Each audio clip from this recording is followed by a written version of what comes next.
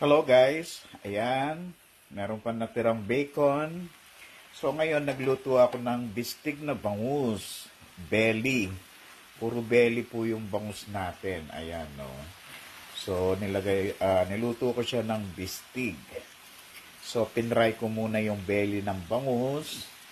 And then, ayan, puro belly po yung mga yan. Alright, after nyan, so, nireduce natin yung oil and then binaligtad natin. So, yung meat ay nasa taas. Alright? So, nilagay natin ng bawang, sibuyas, tsaka bacon. Kasi ako, pag nagbibistig ako ng bangus, gusto ko meron siyang bacon. Ayan. Kaya actually, nagluto rin ako ng bacon. So, tapos maraming kalamansi. And then, yung last na para lalong bumango yung bistig na bangus ninyo, ay lagyan nyo ng green pepper. Ayan.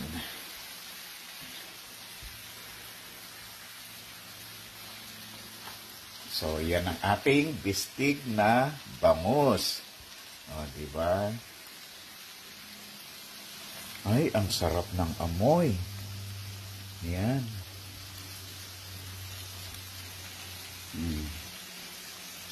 With bacon. Diba? Para siyang pizza.